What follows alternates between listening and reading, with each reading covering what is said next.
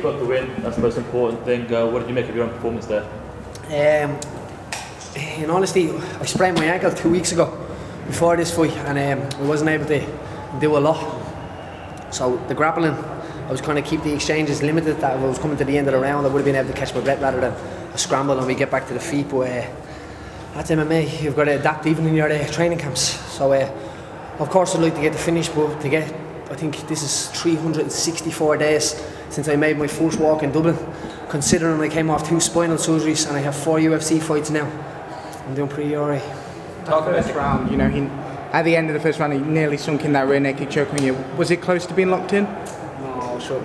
You can hold them out, and I knew at the time, even if I was going out, I would have came back in the minute the buzzer went. But this is what happens. It's a scramble. I'd like to see the scramble again, but there was a scramble and he ended up on my back somehow. But I thought that I was secure on that triangle, but he had like half of his glove in, and everyone knows I make that triangle go jingle jangle. But today it just wasn't there with me.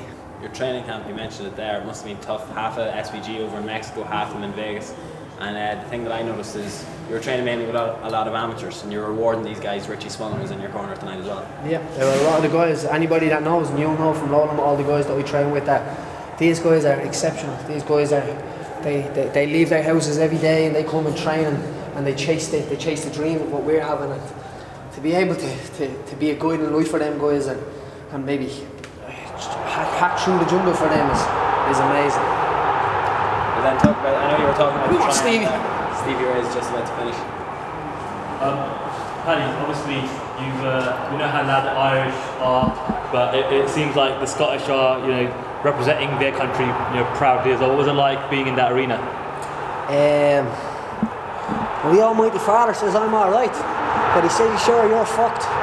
So it was kind of like that situation today, I think, coming over to Scotland. I was the Irish guy, and the Scottish welcomed me with open arms as always. And as we can see, Stevie Ray has just had to blow the roof off the place there. And I know what these guys are feeling now, because, as I say, it's 364 days since I've done the same thing in my own town, and it's absolutely amazing to share it with these guys. Let's go drunk together. How bad was the ankle? Was it stopping you doing things? I know at the end of the third round when you got back up, it seemed like you'd think Vaughan was going to try getting a firefight with you.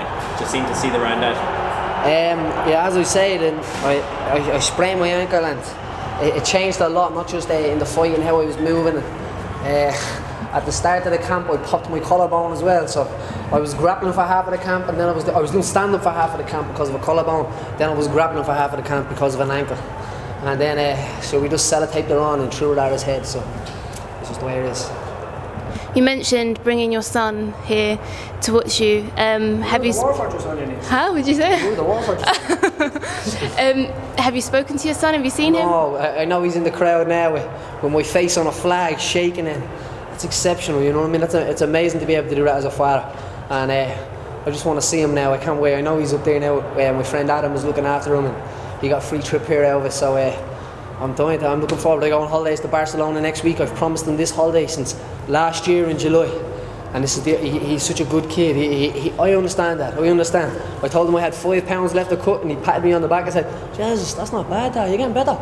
So he's a great little kid, you know, and he's on this journey with me. It's Team Hooligan, me, him, and my dog. It looked like you were asking Brian Stan for one more thing, and you thought you were going to get to talk again on the microphone. Was there a message you wanted to get out there? I wanted to say it to my son. I wanted to say it. Here we are again, son. I told you this is what all the sacrifice is. Them days that I have to go running when I put you to bed, and when I wake up in the morning and I drop you to school, and sometimes I can't go to McDonald's with you and I can't do these things. And as I've said, he's such a good kid. He understands all of this, and he's 7, nearly 8 now. And I never had a father to show me how to do it, so we're a team. We're doing well. I wanted to say that to him. And find a bit of confusion, yes, among Irish fans, because you got onto the scales and after stripping down from sweats, was the weight cut harder this time, or was it just oversight?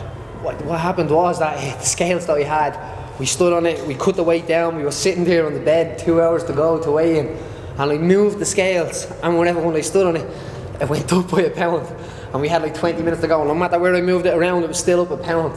So we just adapted again, and we put the sweats on in the room, and we got warm, and we travelled to the arena with the sweats on, and moved around in the arena with the sweats on, and then took them off, and I actually seen something on Twitter that somebody put up and it made me laugh my ass off today. He said, Paddy Holohan fighting back against the Ryanair charges, taking off all my clothes, and he had a gift or something of it, so I reflect to that guy, yeah. But no, the weight cut wasn't harder this time. The weight cut's good for me, you know, I have it down to a science, and that's my 4th time making it this year, and I've made 125. I overshot to 123 before, so it's no problem to me. And you see, I can do 3 5-minute rounds, it's good to go. 24, you know, Dublin, the UFC returns to Dublin.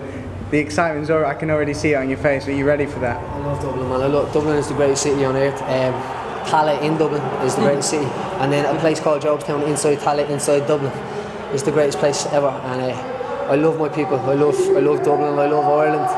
I can't wait to get back to Dublin, and I can't wait to put a show on there again. As a somebody this time, I'm not coming as the warm-up act this time. You know what I mean? I'm coming as someone that's inspiring a whole nation as well. Paddy, obviously a lot of the team members have been out in Vegas with the Conor McGregor camp, and a lot of them, I'm assuming, will be there while he coaches on The Ultimate Fighter as well. How does that change the dynamic in the SBG camp in Dublin, and how does that affect perhaps your preparation? As I always say, we are like a pack of Vikings. You know what I mean? We train, and we trade war tactics, if you must, and say arms. And when the guys are away, it's easy to just send a video to somebody and say, check out this new thing, or how are you throwing this kick, and then you send a video. It's such a different world that we live in these days, and excuses are very easy to get. And if you want to find an excuse, you won't have to look too hard. But if you want to find a way, you have to be a special type of person and adapt and come over and refuse to find excuses. You told us that you want to get to that position where Conor is. What's next for you, and how long do you think it's going to take you to get to that kind of position? Well, I'd say I'll be fighting on Dublin. I'd say that's for sure. And I don't want to be in Conor's position. I admire Conor, and Conor has what he wants. That's what he wants, and I want what I want. And we all understand that. Conor understands that. Our whole team. It's the world that don't understand that. Where I am now, I live in Jobstown. I live in a council estate. I still live in my mother's house. That's where I want to be. You know what I mean? It's not a choice. That's where I'm happiest. You can give me a mansion and you can give me other things, but I won't be happy there. I'm happy in Jobstown. How are you celebrating tonight? I'm gonna have a big creamy pint of the good stuff. Yeah, tea. Tea. And with my son is here, so but he won't be drinking the pint. Maybe. He's Irish. No. Child services of him. No way. I'm going to have a pint with my friends and my coach. I haven't seen him, and I'm going to celebrate Conor's belt as well. Congratulations to the king, to the champ. And I'm going to celebrate. I'm going to have a pint in your name tonight, Conor, as well. And hopefully I'll pop out after Barcelona to the Ultimate Fighter and show some of them guys some skills as well. And it would be crazy going from trying to be a contestant on the Ultimate Fighter to going out and coaching a session. It goes to show that dreams do work. Thanks, Paddy. Congratulations. Thank you.